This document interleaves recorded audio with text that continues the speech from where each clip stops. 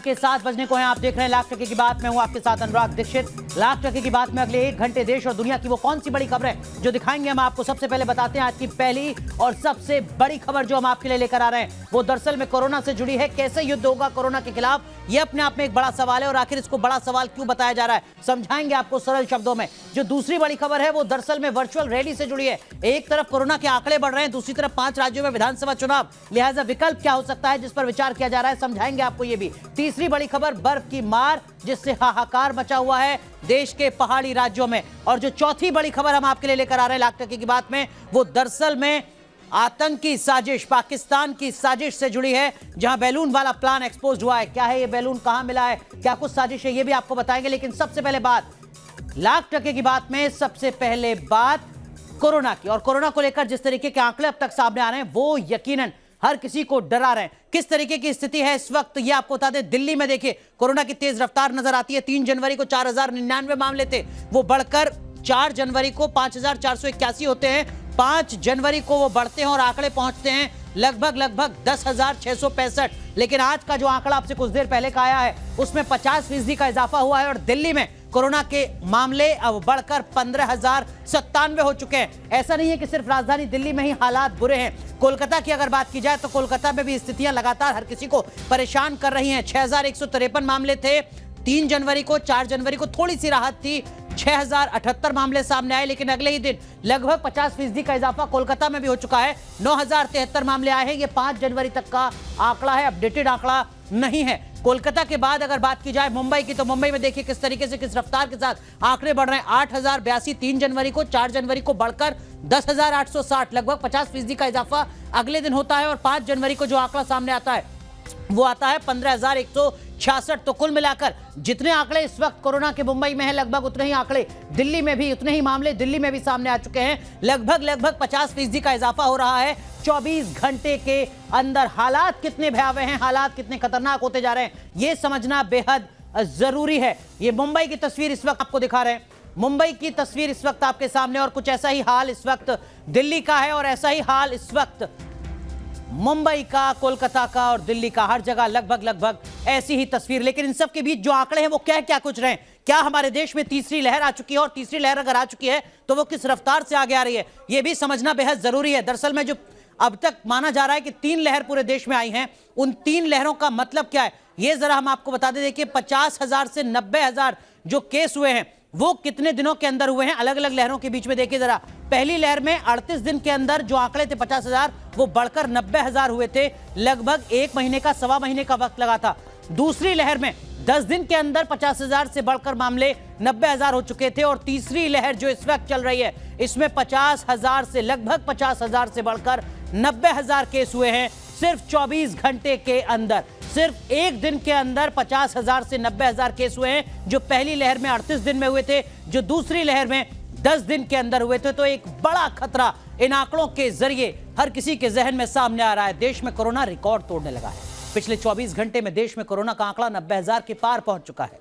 पिछले 7 महीने में यह सबसे ज्यादा बड़ा आंकड़ा है। यानी अब देश में कोरोना के मामले में जो आंकड़े आ रहे हैं वो पीक पर पहुंचते हुए नजर आ रहे हैं। संक्रमण के साथ मौत के आंकड़ों में भी इजाफा हो रहा है।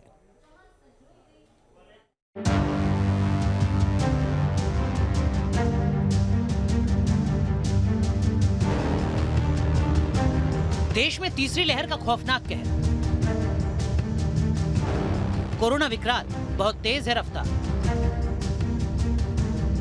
संक्रमण की दर बढ़ रही है, मौत के आंकड़े में इजाफा हो रहा है। मुसीबत लगातार बढ़ रही है, नए मामले सामने आ रहे हैं। एयर इंडिया की फ्लाइट से दिल्ली से पंजाब आए 125 यात्री कोरोना संक्रमित हुए। अमृतसर की ये तस्वीरें हैं। 125 यात्रियों को आइसोलेट किया गया है। आइसोलेट किए जाने पर यात्रियों के परिवार वाले हंगामा कर रहे हैं।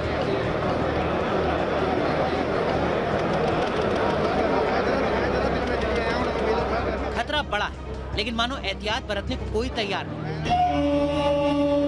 अमृतसर से चलते हैं कोलकाता। यहाँ रेलवे स्टेशन पर भीड़ बेइंतहा है। ऐसा लगता है लोगों को कोई डर ही नहीं। पश्चिम बंगाल के कोलकाता की ये तस्वीरें हैं। पश्चिम बंगाल भी उन राज्यों में शामिल है जहाँ कोरोना के ग्राफ में जबरदस्त इजाफा हुआ है। भीड़ को नियंत्रित करने के लिए पाबंदियां तो लगाई जा रही हैं, लेकिन मानो उसका ज्यादा असर नहीं। संक्रमण के लिहाज से देखें तो जैसा आकलन है उससे कहीं ज्यादा संक्रामक है कोरोना की तीसरी लहर। संक्रमण के आंकड़े डराने लगे। हालात क्या है इसका अंदाजा इस बात से लगाया जा सकता है कि 5 जनवरी को 7 महीने में सबसे ज्यादा कोरोना संक्रमण के केस सामने आ चुके हैं। 5 जनवरी को 90,941 कोरोना संक्रमितों की पहचान हुई। इससे पहले 10 जून को 91,849 नए मामले सामने आए। जनवरी में तो ऐसा लगता है मानो कोरोना का तूफान आया। हर शहर कोरोना केस में इजाफे की खबरें आ रही हैं। दिल्ली हो या फिर मुंबई या फिर कोलकाता, कोरोना के केस में इजाफा हो रहा है। लोगों की मुश्किलें बढ़ती जा रही हैं। देश में 1 जनवरी 27,553 केस सामने आए थे। 5 जनवरी को यह आंकड़ा करीब 200% बढ़कर 90,941 हो चुका है। बढ़ते मामलों को देखते हुए एक बार फिर अस्पतालों पर हर किसी की नजर।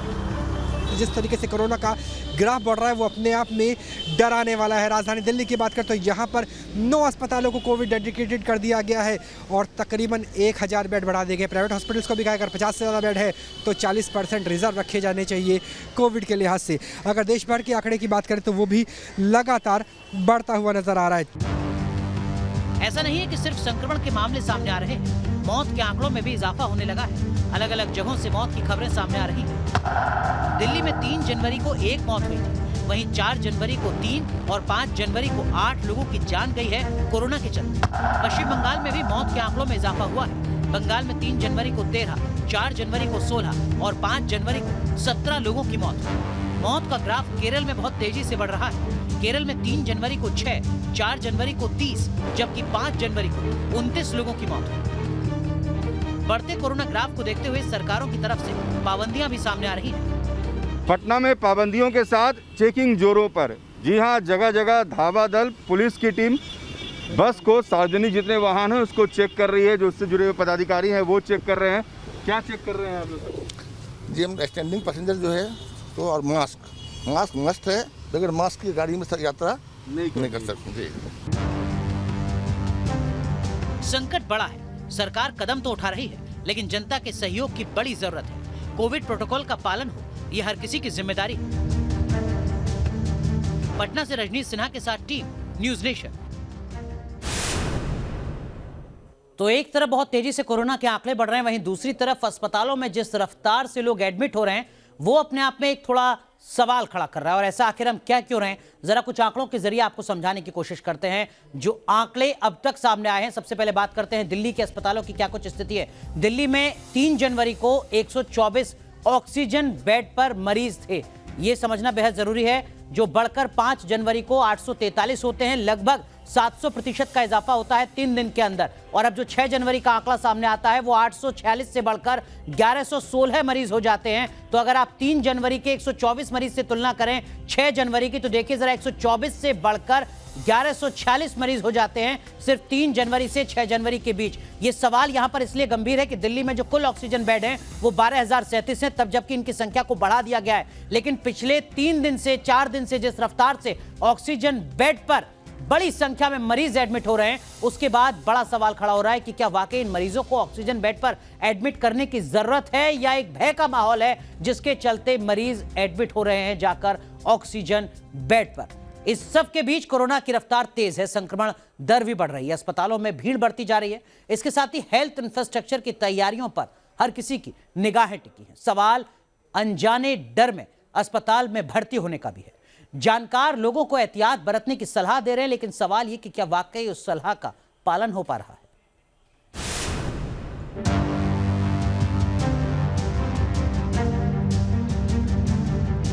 देश में ओमिक्रॉन का संक्रमण दिन दूनी रात चौगनी के हिसाब से बढ़ रहा है। कोरोना के केस फिर से रिकॉर्ड तोड़ने लगे हैं। यही कहा जा रहा है कि डेल्टा की तुलना में ओमिक्रॉन कम खतरनाक है, लेकिन इन्फेक्शन हो रहा है, लोगों की मौत भी हो रही है। मौत का आंकड़ा कम है लेकिन हॉस्पिटलाइजेशन रेट भी बढ़ रहा है, यानी लोग इलाज के लिए अस्पताल जा रहे हैं, अस्पतालों पर दबाव बढ़ रहा है। सवाल है कि दिल्ली की 1% आबादी को अस्पताल की जरूरत पड़ी तो क्या होगा। The second concern we have is that even if 1% of a population would require hospitalization, that would be a huge number. So we don't want our hospital infrastructure to collapse. And from that perspective, it becomes responsibility of each and every citizen. They should not let their guard down just because saying that it's only a mild infection. 5,000 से 10,000, 10,000 से 14,000 दिल्ली में corona के cases की रफ्तार लगातार बढ़ रही है। यह आंकड़ा कहां तक पहुंचेगा, क्या ये कंट्रोल करने के दायरे में रहेगा, ये सवाल है जो सारे जानकारों को परेशान कर रहा है। अभी देखा जा रहा है कि पिछले कुछ दिनों में जो एडमिशन्स हैं वो भी बढ़ गए हैं। अराउंड 30 एडमिशन्स हो रहे हैं, 20 to 30 एडमिशन्स हमारे यहाँ डेली हो रहे हैं कोविड पेशेंट्स के। इसके अलावा होम आइसोलेशन के पेशेंट भी काफ़ी आ रहे हैं। अराउंड 40 के अराउंड 30 to 40 पेशेंट जो है वो होम आइसोलेशन के लिए एडवाइस किए जा रहे हैं। अस्पतालों में लोगों की भीड़ बढ़ रही है। एक मुश्किल ये भी है कि कुछ लोग हल्के सिम्टम्स के साथ में हॉस्पिटल में एडमिट हो रहे हैं, जिन्हें आवश्यकता नहीं है वो भी अस्पताल में बेड लेने की कोशिश कर रहे हैं। दिल्ली में कोरोना के मामले रोजाना बढ़ रहे हैं। आलम यह है कि जो कोरोना की संक्रमण दर है वो भी 2% है, लेकिन हेल्थ मिनिस्टर यानी सत्येंद्र जैन का कहना है, दिल्ली के हेल्थ मिनिस्टर का, कि आप घबराइए नहीं, क्योंकि ये उतना घातक नहीं है जितना कि ये पिछली डेल्टा की लहर थी, इसलिए इतना बहुत जल्दी पैनिक करने की ज़रूरत नहीं है। ये हम आपको बताते चल रहे हैं और साथ ही साथ हम आपको बताते चलें कि अगर ऐसा पैनिक आपने क्रिएट किया तो फिर हो सकता है कि ज़रूरतमंदों को ऑक्सीजन का बेड नहीं मिले। अनजाना डर, कोरोना के मामूली लक्षण हो तब भी अस्पताल में भर्ती हो जाओ। देश की औद्योगिक राजधानी मुंबई में भी कुछ जगहों पर ऐसी स्थिति बनी हुई है। मॉडरेट सिम्टम्स हैं, लेकिन लोग अस्पतालों में भर्ती होने की कोशिश कर रहे हैं। दूसरी लहर के दौरान जो खौफनाक स्थिति पैदा हुई थी, वही डर तीसरी लहर में भी देखने को मिल रही है। खबरों के मुताबिक प्राइवेट अस्पतालों में भर्ती मरीजों की संख्या ज्यादा है।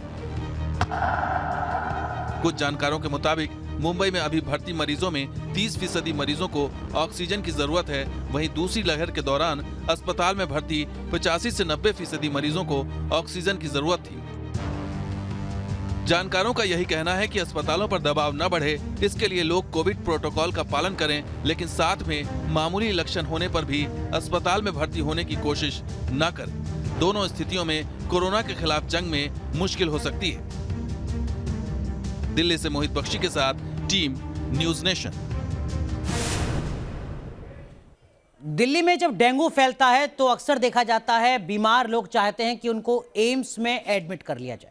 बड़े पैमाने पर ऐसा होता है। डॉक्टर्स लगातार अपील करते हैं, सलाह देते हैं कि आपको एम्स आकर एडमिट होने की जरूरत नहीं है, लेकिन एक भय का माहौल नजर आता है दिल्ली में जब डेंगू का कहर होता है। लेकिन अब तो बात कोरोना की हो रही है और कोरोना के चलते ये जो भय का माहौल है अस्पताल में भर्ती होने का, ये सिर्फ दिल्ली में नहीं बल्कि आर्थिक राजधानी मुंबई में भी दिख रहा है। जो आंकड़े सामने आए हैं अलग अलग रिपोर्ट्स के मुताबिक, वो क्या कुछ इशारा कर रहे हैं वो हम आपको बताते हैं। देखिए, मुंबई में इस वक्त जो कुल मरीज हैं उनमें से एसिम्प्टोमेटिक मरीज यानी जिनमें बहुत ही कम सामान्य लक्षण हैं वो 90% मरीज हैं, जिनको कोई भी किसी तरीके का कोई गंभीर सिम्टम नहीं है। 9% मरीज ऐसे हैं मुंबई के कुल मरीजों में कोरोना के जो सिम्टोमेटिक हैं लेकिन सामान्य हैं। यहां पर भी खतरे की बात कोई नजर नहीं आती है। इसका सीधा मतलब यह है कि मुंबई में जो कुल मरीज हैं उनमें से 1% के आसपास मरीज ऐसे हैं जो गंभीर रूप से बीमार हैं। लेकिन इसके उलट जो तस्वीर है मुंबई के अस्पतालों की, उसमें दिख रहा है कि अस्पतालों में 13% के आसपास मरीज भर्ती हैं। यह अपने आप में एक बड़ा सवाल है कि 1% मरीजों की हालत गंभीर है और 13% मरीज इस वक्त अस्पतालों में भर्ती हैं मुंबई में। दिल्ली के भी आंकड़े कुछ इसी तरह और इशारा कर रहे हैं। कोरोना का संकट काल है, लेकिन कोरोना से लड़ने वाले वॉरियर्स लगातार संक्रमित हो रहे हैं। देश में अब तक 1000 से ज्यादा डॉक्टर और मेडिकल स्टाफ कोरोना के संक्रमण से जूझ रहे हैं। तो वहीं इसका दायरा अब दिल्ली, बंगाल, बिहार के अलावा महाराष्ट्र और पंजाब तक फैल चुका है।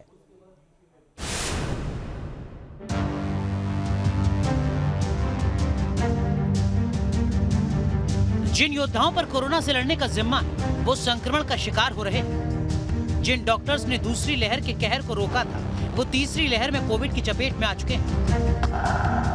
कोरोना का संकट काल है। 1000 हेल्थ वर्कर बीमार हैं, डॉक्टर बीमार। कोरोना पर कैसे होगा फाइनल प्रहार? जी हाँ, वॉर जोन में कोविड से लड़ने वाले डॉक्टर्स और मेडिकल स्टाफ खुद ही कोरोना से महफूज नहीं है। दिल्ली हो या मुंबई, पटना हो या लखनऊ, लगातार डॉक्टर्स के कोविड पॉजिटिव होने की संख्या बढ़ रही है। अकेले दिल्ली के 4 अस्पतालों में 120 डॉक्टर्स समेत 300 से ज्यादा हेल्थ वर्कर कोरोना की चपेट में आ चुके हैं। दिल्ली के एम्स में कम से कम 50 डॉक्टर संक्रमित हैं। सफदरजंग में 26 डॉक्टर पॉजिटिव मिले हैं। राम मनोहर लोहिया अस्पताल में 38 डॉक्टर समेत 45 हेल्थ वर्कर्स कोरोना की चपेट में आ चुके हैं। तो वहीं हिंदू राव अस्पताल में करीब 20 डॉक्टर और लोकनायक हॉस्पिटल में 17 डॉक्टर संक्रमित हो चुके हैं। दरअसल खतरा इसलिए ज्यादा है क्योंकि आरटीपीसीआर टेस्ट में कॉन्टैक्ट ट्रेसिंग संभव नहीं हो पा रहा। ऐसे में डॉक्टर अपनी सेहत को लेकर चिंतित है। थोड़ा एक चिंता का विषय है, क्योंकि यदि हमारे डॉक्टर्स नर्सेज सुरक्षित रहेंगे तो वो बेहतर देखभाल कर पाएंगे, और यदि हमारा वर्कफोर्स में इन्फेक्शन होगा तो उसकी संख्या कम होगी। उसके लिए हमने रोस्टर इस तरह से बनाया कि कुछ लोगों को हमने रिजर्व ड्यूटी में रखा है और 25% स्टाफ हमने एक्स्ट्रा भी हायर किया है। डॉक्टर्स को तीसरी लहर से बचाने के लिए आरएमएल अस्पताल में अलग से वार्ड और बेड अरेंज किए गए हैं। तो वहीं 3 5 स्टार होटल से भी टाई अप किया जा चुका है, जहां संक्रमित डॉक्टर्स अपनी इच्छानुसार घर की बजाय आइसोलेट कर सकते हैं। सिर्फ दिल्ली ही नहीं, डॉक्टर्स पर देश के बाकी हिस्सों में भी खतरा मंडरा रहा है।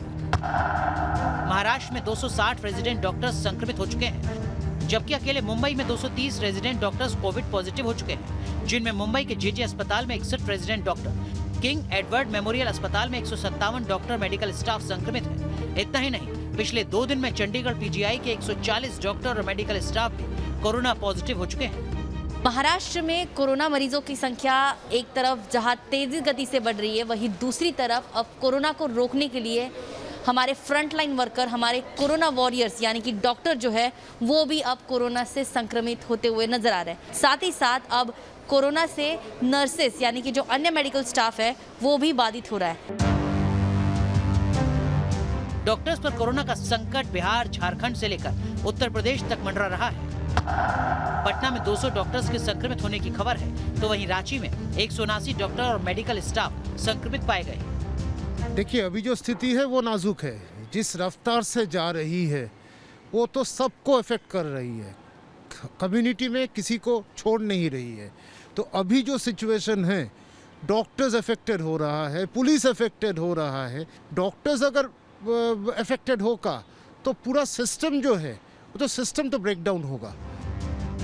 आपको बता दें कि दूसरी लहर में करीब 1 लाख डॉक्टर संक्रमित हुए थे, जिनमें 2000 डॉक्टर और हेल्थ वर्कर की जान चली गई थी। हालांकि गनीमत यह है कि इस बार फिलहाल ऐसे हालात नहीं है, लेकिन आगे क्या होगा ये फिलहाल कहना मुश्किल है। Team news nation.